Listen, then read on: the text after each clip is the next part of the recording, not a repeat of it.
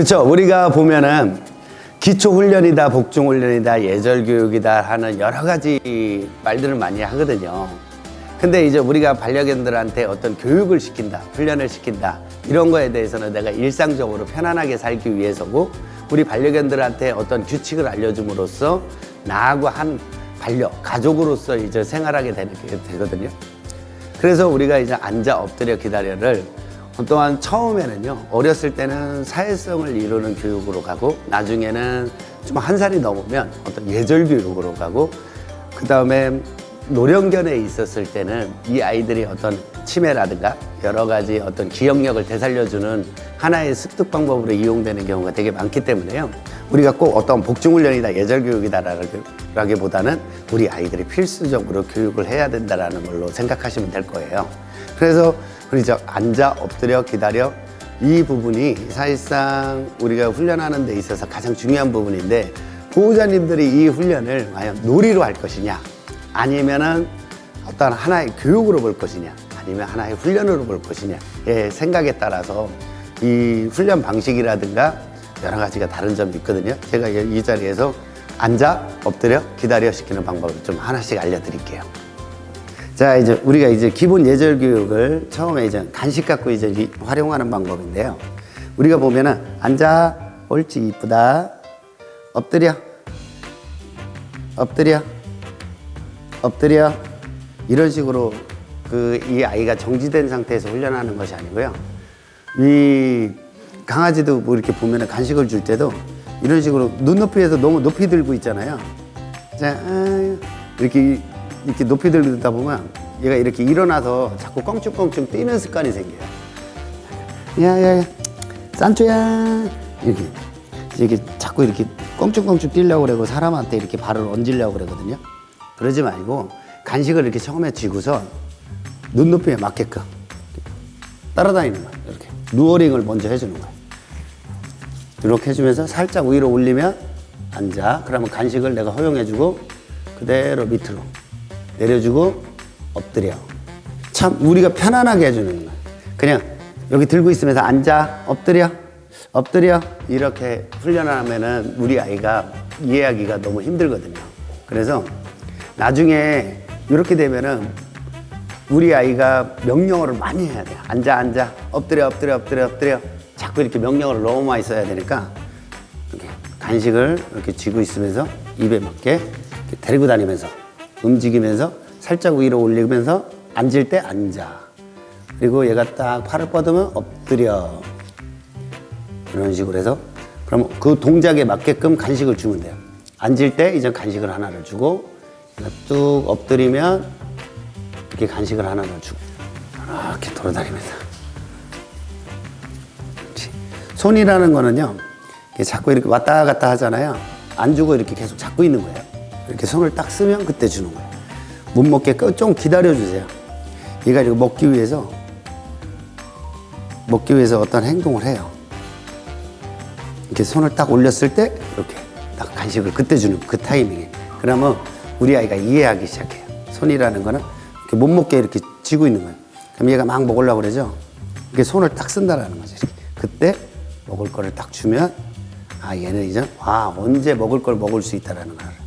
너무 높이 오히려 들잖아요. 그럼 얘가 자꾸 이렇게 껑충껑충 뛴다고요. 이게 간식 높이가 매우 중요해요. 왜 그러냐면 우리가 이제 이 아이가 눈높이가 지금 현재 딱 지금 서 있는 눈높이 있잖아요. 너무 높이 들잖아요. 너무 높이 들면 얘네들이 이렇게 자꾸 쓴다고요. 쓰고 이렇게 간식을 이렇게 탁 받아 먹으려고 낚아채려고 이렇게 손을 물는 경우가 많다라는 거예요.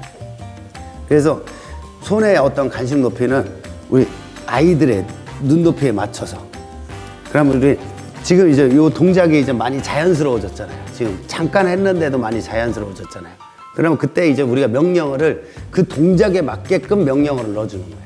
그러니까 예를 들자면 손이 딱 올라오면 손, 딱 엉덩이가 땅에 닿으려고 그랬을 때 앉아, 앞다리를 쭉 뻗으려고 그러면은 엎드려. 그때 명령어를 내려주는 거예요. 미리미리 하는 거 아니에요. 이렇게 하면서 그리고 앉아, 앉아, 앉아, 손 이렇게 미리 해주는 게 아니고 얘 동작에 맞게끔 이렇게 살짝 위로 오면 엉덩이가 땅에 딱 떨어진다 그러면 앉아. 앞다리가 뻗으면 엎드려.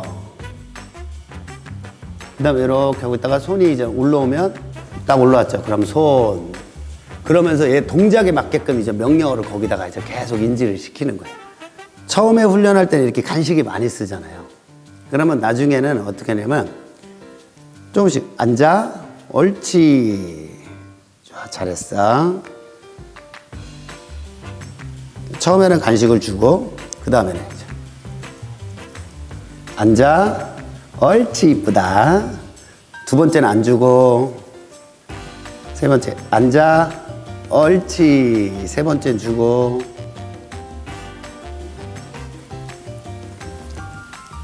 앉아. 옳지. 자, 이리 앉아. 또 안 주고 여섯 번째 이렇게 하고 있다 앉아. 이렇게 하면 또 주고. 그러니까 처음에는 어떤 동작을 만들 때는 매번 보상은 주지만 그 다음부터는 이제 불규칙하게 간식을 주셔야 돼요.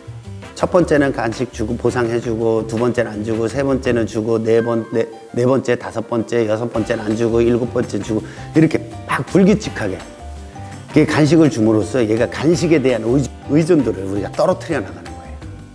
그래야지만 간식이 이제는 보상용이 되는 거지 뇌물로 쓰는 게 아니다라는 거죠. 손 동작은 앉아. 엎드려는 바닥으로. 엎드려. 앉아. 손 동작은 엎드려. 옳지. 자, 그리고 여러분이 여기서도 이제 한 가지 알아두면 좋은 게 어떤 거냐면요. 얘가 이제 엎드려 해서 손에서 입으로 간식을 주잖아요. 보상을 주잖아요. 이거는 엎드려 동작에서 잘했다라는 거예요. 보상이. 근데 간식을 줄 때 이제 두 번째 보상 주는 게 있어요. 엎드려 하고서 바닥에다 줬어요. 이렇게. 요거는 뭐냐면 이 공간에서 네가 엎드리니까 잘했다 라는 거예요. 그래서 우리가 손에서 입으로 보상을 줄 때는 동작에 대한 보상. 근데 앉아 하고서 여기다 바닥에다 줬다. 그러면 이 공간에서 너가 앉아가지고 잘했다 라는 보상의 의미가 달라져요. 그래서 여러분이 요거를 좀 아시고 참고를 하시면은 나중에 추후에 좀 설명을 드리겠지만 우리가 대소변을 실수를 하지 말아야 될 장소에서는 바닥에다 줘야 되는 거고, 그 다음에 방석, 자기 집이라고 인식시킬 때도 바닥에다 줘야 되는 거예요. 그래서 이런 거를 잘 구분해서 보상 주는 방법을 달리 하시면 좋을 거예요. 훈련을 간식을 쓴다라는 것이 꼭 정답이다 이렇게 얘기하는 것이 아니라 우리 아이들이 학습되는 과정을 좀 생각해 보시면 돼요. 어떠한 행동에 대해서 긍정적인 기억을 가져가기 위해서는 이 아이가 좋아하는 보상을 주게 되면 그 행동을 지속적으로 할 테고, 어떠한 행동에 대해서 불편함을 주게 되면 그 행동은 점점 안 할 거다라는 것이 이 아이들의 행동 습성이거든요. 그래서 어떤 우리가 행동을 강화시켜야 되는 입장에서는요, 보상을 지속적으로 줘야 되는데, 근데 이제 보호자님들이 훈련을 하다 보면 먹기 위해서 이 행동을 하는 경우가 있어요. 그러면 이게 훈련도 아니고 교육도 아니고 그냥 단지 나하고 놀이로서, 그냥 게임으로서 존재하는 거지, 이것이 나중에 앉아 엎드려 기다려를 어떤 예절 교육을 시켰을 때 일상생활에서 활용되지 못하는 경우가 상당히 많아요. 그래서 훈련을 할 때는 간식은 쓰되 이 간식이 너무 남용하지 말고 뇌물로 쓰면 안 되고 보상용으로서 항상 써줘야지만 우리 아이들이 정확한 행동을 따라할 수 있다라고 생각하시면 됩니다. 우리가 반려견들은 보면 하나의 기억이거든요. 그 행동을 습관화시킨다라는 거거든요. 그거를 바꿔 얘기하면 학습된다라는 부분이거든요. 학습이라는 그 자체는요, 우리 아이가 꼭 어렸을 때만 해야 된다라는 것이 아니라 평생, 견생 주기에서 일생 동안에 교육 학습이라는 걸 해줘야 되기 때문에 나중에 성견이 돼서도 학습을 하도 충분히 우리 아이가 올바른 예절 교육을 가르칠 수 있다라는 거예요. 우리가 보면 사회화 교육도요, 그때가 중요하다라고 얘기를 합니다. 사회화 교육이라는 게 우리가 3주에서 14주 이때 교육이 가장 좋다라고 그러는 거거든요. 요 시기 때가 거의 우리 아이들이 한 80% 배운 것이 인생을 이 마지막까지 쓰는 경우가 되게 많아요. 그래서 사회화 시기를 매우 중요하다고 여기기는 하는데 그 시기가 지났다라고 그래서 그러면은 사회성 교육이 안 되는 건가요? 훈련이 안 되는 건가요? 이런 것이 아니고 사회화 시기 때 교육을 해주면은 우리 아이들이 쉽게 받아들이고 쉽게 이해를 하고 학습되는 것이 빠르다라는 얘기지, 성견이 됐을 때 해주면 이미 늦어서 우리 아이는 안 돼 이런 것이 아니고, 우리 아이가 학습하는 거에 대해서는 나이가 많던 적던 언제든지 문제 행동이 발생했을 때 해주는 것이 바람직하다고 봅니다. 그리고 성견 아이들도요, 학습을 해주잖아요. 무엇보다도 어린 아이들처럼 잘 따라 하기 때문에 걱정하지 마시고, 늦을 때가 빠르다라는 얘기 있지 않습니까? 우리가 암만 늦었다고 그래도 우리 아이의 어떤 스트레스 받는 행동이 있다면 그거를 교정을 해주는 데 있어서 보호자님들은 적극적으로 임하시는 게 좋습니다.